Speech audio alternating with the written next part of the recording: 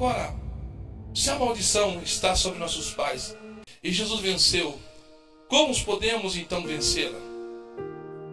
Onde está ou onde mora esses demônios que atuam agora sobre a sua vida, ou sobre a humanidade, ou daqueles que não têm Cristo Jesus como Salvador? Onde moram esses demônios? Como eles atuam?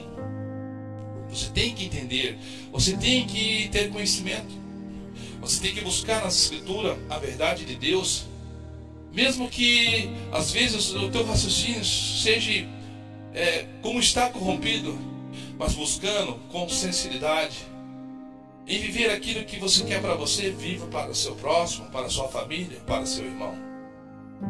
E com isso você então vai vencer. O quê? Vencer a maldição em Cristo Jesus. Disse o apóstolo Paulo: posso todas as coisas naquele que me fortalece. Então você poderá todas as coisas naquele que te fortalece, que é Jesus, e que é o Espírito Santo, que te ensina como caminhar, como proceder.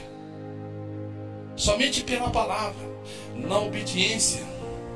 E diz mais que, por mais que lá no Jardim do Éden nós alcançamos e recebemos a maldição de nossos pais, Adão e Eva, então diz a palavra agora na nova aliança, que nenhuma condenação, nenhuma maldição há para aqueles que andam no quê? Em Cristo Jesus, que não anda segundo a carne, que não anda segundo as coisas do rudimento deste mundo. Nenhuma condenação há para aqueles que andam em Cristo Jesus, porque Cristo Jesus venceu a maldição. E se você obedece, mesmo que formado debaixo de pecado, até que venha a sua partida, então você vai estar debaixo das bênçãos do Senhor, das promessas do Senhor, ao qual Ele vai te erigir, Ele vai te levantar, Ele vai te dar força. Então como podemos saber sobre a maldição? Onde moram os demônios? São muitas perguntas que nós fazemos, porque às vezes, como eu digo, nessa geração lá que não busca a palavra, não lê a Escritura, não estudam, então pessoas andam à mercê de falsos pregadores que só ensinam a prosperidade, que só ensinam engano, e não ensina você que você está debaixo de maldição, que você está condenado à perdição eterna. Com o Evangelho, que o Evangelho da Boa Nova é para te salvar, é para te libertar da maldição, no qual, pela justiça de Deus, veio sobre nós intermédio de nossos pais. O Evangelho quer dizer Boa Nova, que nós estávamos destruídos, que nós estávamos condenados, que nós estávamos debaixo de maldição. Agora, a Boa Nova nos mostra o quê? Que Jesus pagando a conta. E se nós aceitarmos o convite, então nós teremos uma nova vida, uma vida abençoada. Pois nenhuma condenação há para aqueles que andam em Cristo Jesus, que não andam segundo a carne, mas andam segundo o quê? O Espírito, que andam segundo o quê? A palavra de Deus. E com isso, então, eu e você vamos vencer. Com isso, eu e você vamos discernir, aprender e ver onde Satanás e seus demônios atuam nesse mundo de maldição, ao qual um dia o próprio Deus vai destruir com fogo, segundo o apóstolo Pedro. Que o homem trabalha, que o homem tesoura essa terra com todas as riquezas para o dia do grande fogo. Onde moram os demônios então? Vejam bem, Deus mora nos céus. Os céus são seu trono e a terra são o estrado dos seus pés. Eu quero ler um salmo com você, Salmo 87, de 1 a 3, diz: e o seu fundamento está nos montes santos. O Senhor ama as portas de Sião, mais do que todas as habitações de Jacó. Coisas gloriosas se dizem de ti, ó cidade de Deus. Na verdade, essa cidade de Sião é Sião eterna. Não é essa que nós conhecemos aqui na terra. Não é essa de Jerusalém. Não. Mas a eterna. Porque aqui são sombras do que tem no céu. Tudo que tem aqui já tem no céu, mais espiritualmente falando assim. Você não compreende essas palavras, pois elas são espirituais. Tudo que há aqui na terra já se foi, já existiu. E ela existe no céu. Claro que não carnais, mas espirituais. Então diz que o seu fundamento está nos Montes Santos. Deus está no Monte Santo. Então de onde vieram os demônios? Vamos ler? Vamos aprender. Ezequiel capítulo 28. Diz bem assim. Olha só. Tu eras o querubim ungido para cobrir, e te estabeleci no Monte Santo de Deus estavas, e no meio das pedras afogueadas andavas, até que se achou iniquidade em ti. Perfeito eras em teus caminhos. Agora, Ezequiel 28, 14 a 19. Perfeito era nos teus caminhos desde o dia que fostes criado, até que se achou iniquidade em ti. Na multidão do teu comércio encheram o teu interior de violência, e pecaste, e com isto te lancei profanado do monte de Deus, e te fiz perecer, ó querubim cobridor, no meio das pedras afogueadas. Então, no Salmo diz que os fundamentos do Senhor são os montes santos. E sobre esse monte Deus tinha estabelecido, no caso, o querubim ungido, o Lucifer, que era um anjo de muita luz e de muita fé. Mas diz que então, na multiplicação do teu comércio, encheram o teu interior de violência, e pecaste, Satanás pecou, e isto te lancei profanado do monte, onde ele tinha sido estabelecido para cuidar, para guardar. Elevou-se, diz o Senhor, o teu coração, por causa do quê? Da sua formosura, do seu poder. Satanás elevou o seu coração por causa da formosura e do poder que tinha entre os anjos. Ele era como se fosse, era Deus Pai, Deus Filho, o Espírito Santo. Aí, digamos assim, vinha Satanás como general de todos, generais dos generais, que cuidava dos anjos. Mas corrompeste a tua sabedoria, e por causa do teu resplendor, por terra te lancei diante dos reis, e te pus para que olhem para ti. Pela multidão das tuas iniquidades, pela injustiça do teu comércio, profanaste os teus santuários. Aqui Satanás profanou. Diz a palavra que Satanás enganou a terça parte dos anjos, mentindo. Ele é o pai da mentira. Satanás profanou, tanto que na multidão das tuas iniquidades, pela justiça do teu comércio, profanaste os céus. Diz a palavra que nem os céus são puros diante do Senhor.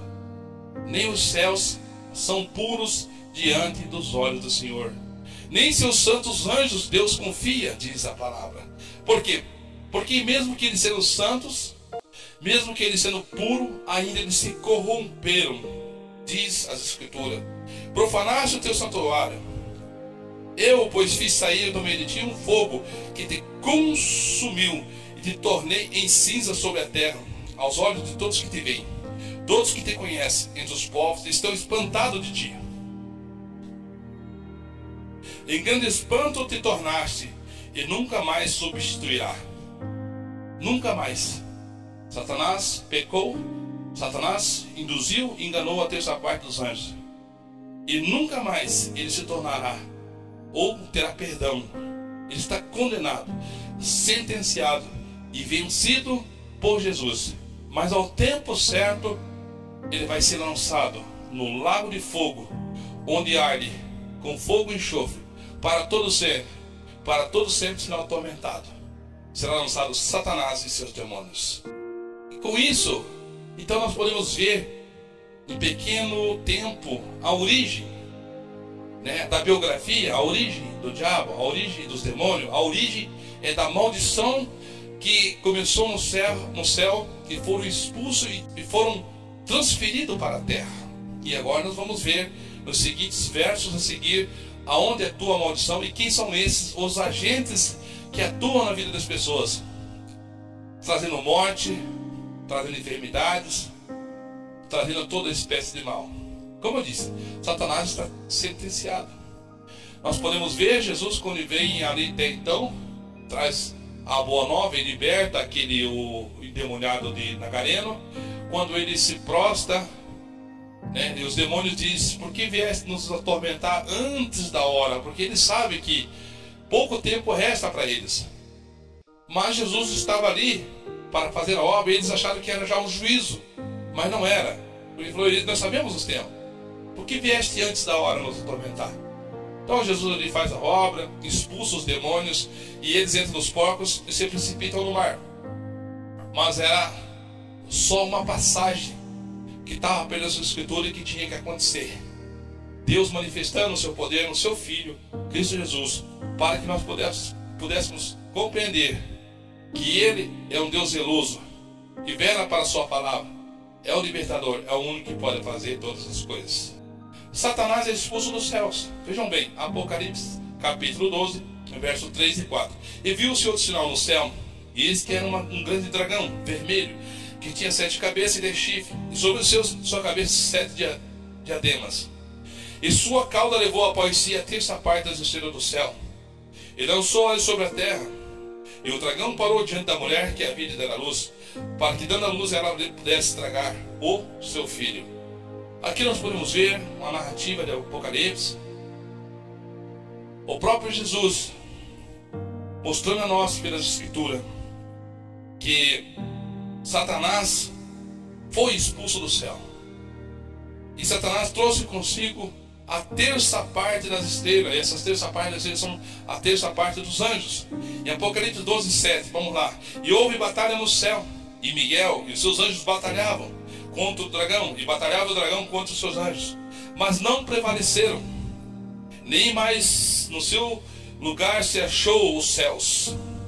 E foi expulso, foi precipitado o grande dragão, a antiga serpente chamado Diabo, Satanás, que engana todo mundo.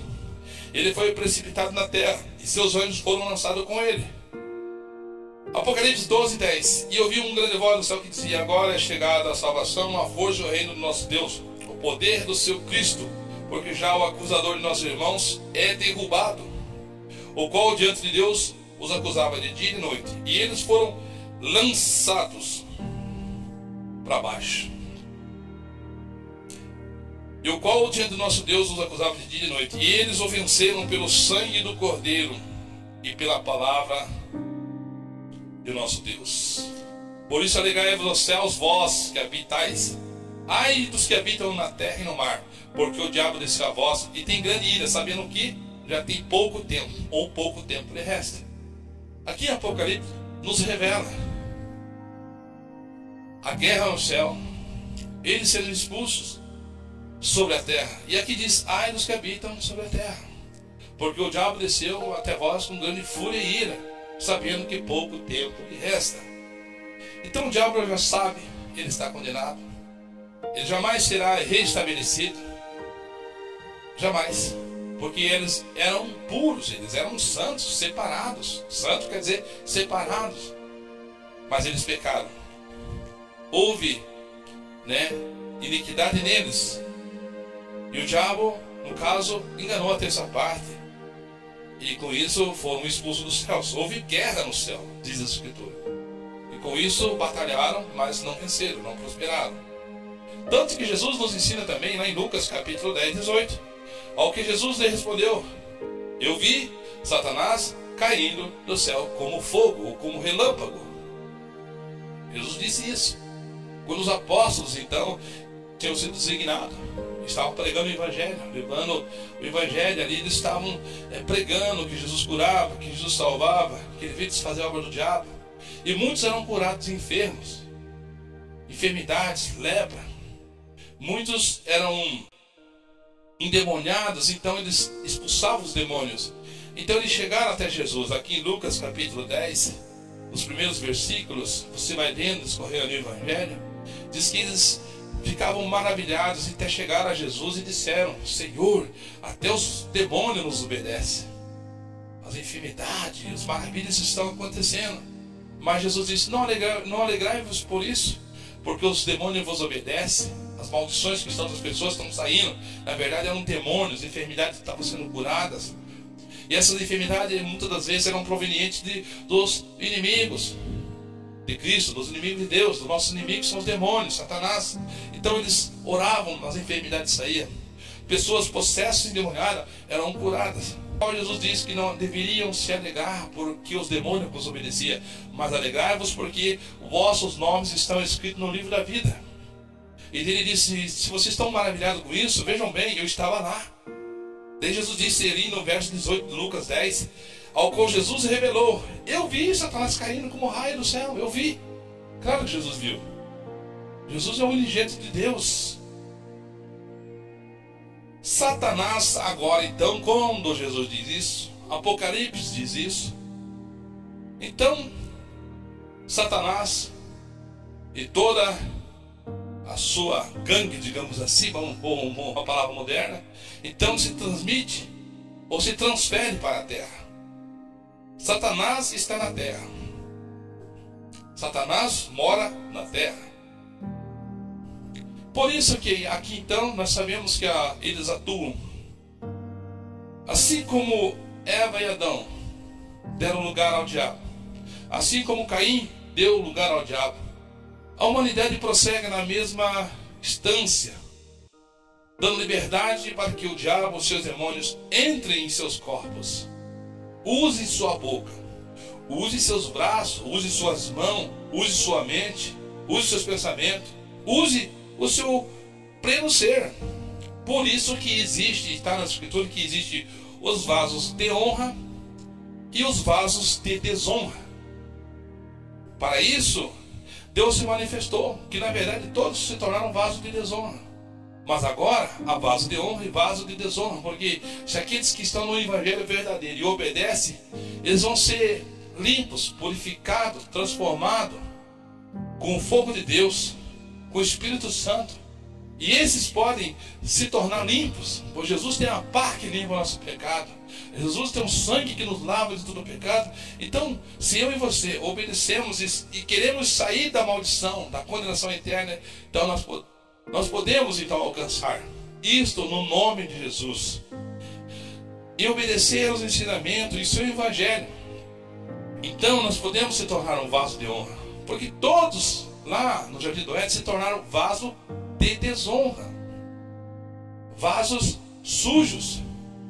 Vasos debaixo de maldição. Porque o diabo entrou e atuou. Vamos lá.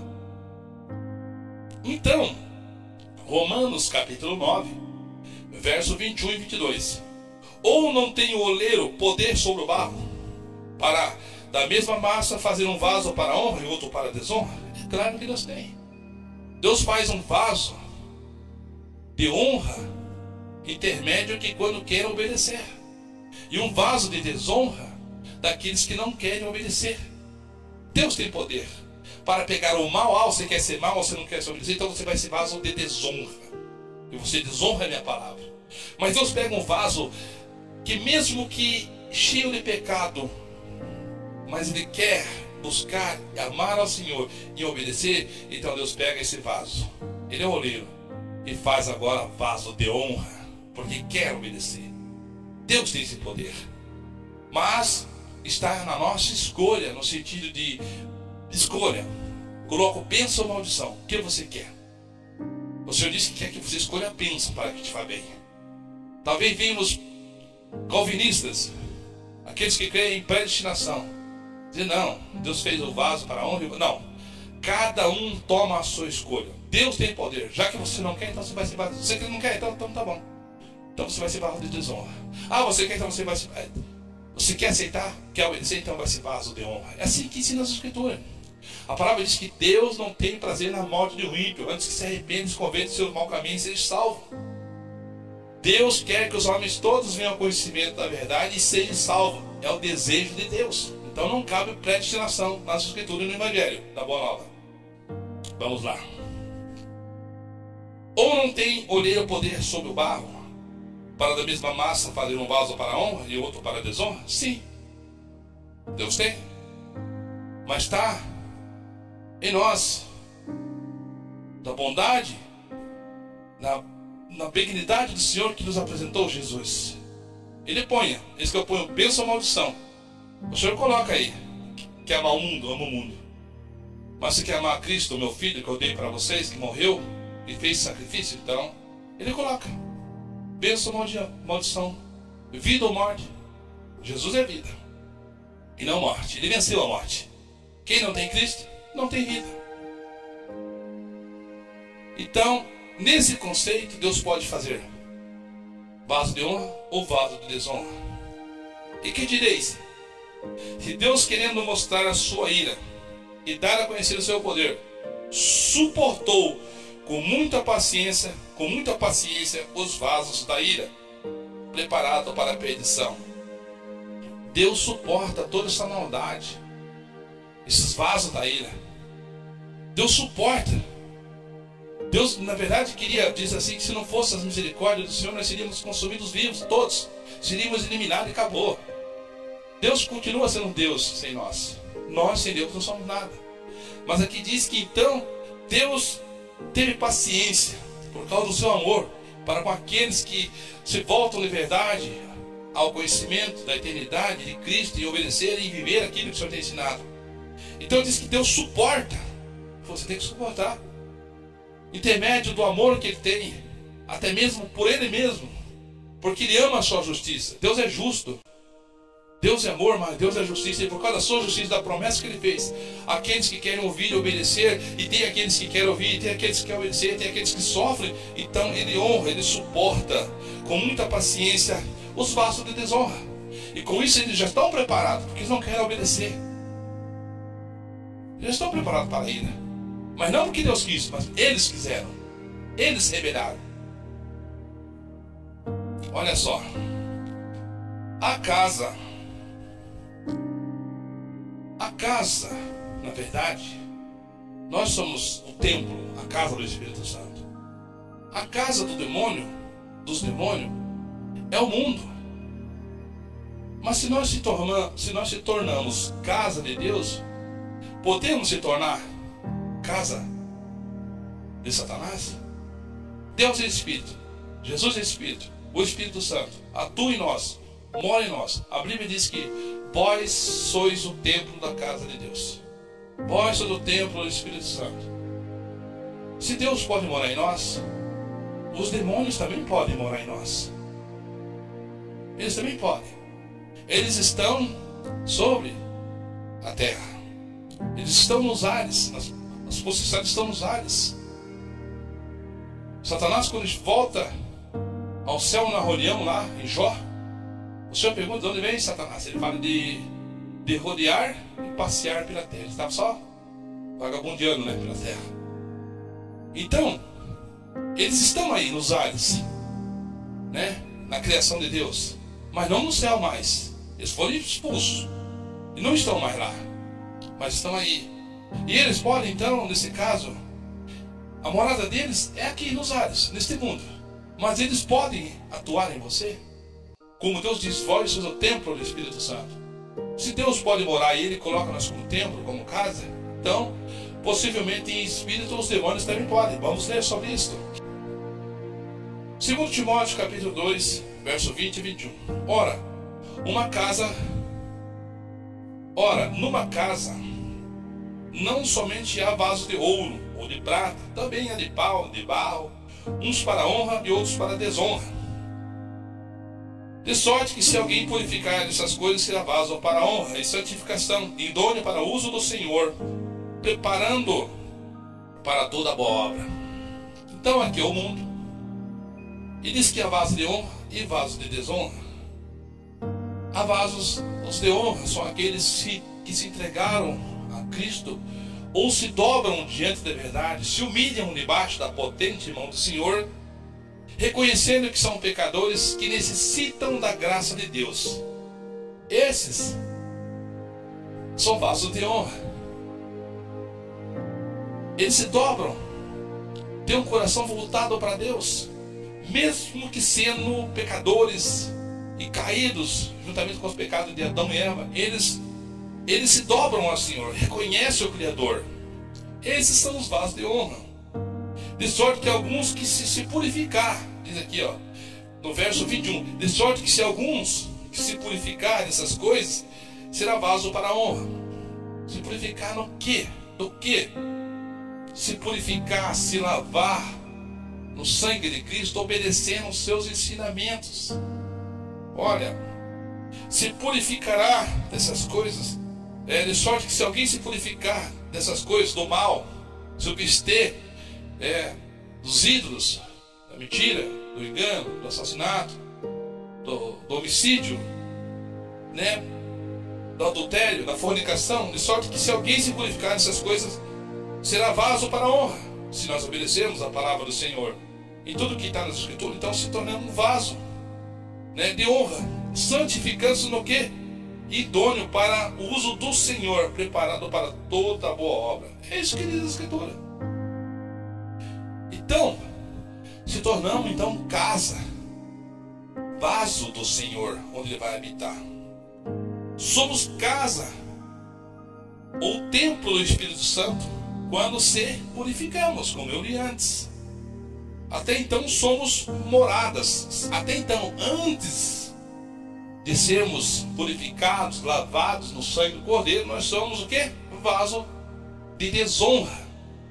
Mesmo que queremos viver a verdade, mas ainda não fomos justificados e nem lavados no sangue de Cristo. Para isso que Ele se manifestou, para desfazer a obra do diabo e nos lavarmos no seu sangue. Então somos casa e templo do Espírito Santo só quando nós se purificamos. Até então, enquanto não se purificamos, nós estamos enquadrados naquela palavra que diz: porque todos nós estávamos destituídos da glória de Deus. Não há um justo sequer sobre a terra. Todos estão condenados. Então todos eram vaso da condenação, vasos de desonra. Mas quando nós aceitamos o sacrifício de Jesus, o convite que Ele nos faz, Ele nos convida, Ele nos amou primeiro, e nós se purificamos de todo o mal e obedecemos os seus ensinamentos, a sua doutrina, então nós passamos a ser vaso de honra, purificado. Até então, antes da conversão, antes de obedecer o Evangelho, nós fazíamos, como diz, morada de demônios. E nós vamos ver a seguir.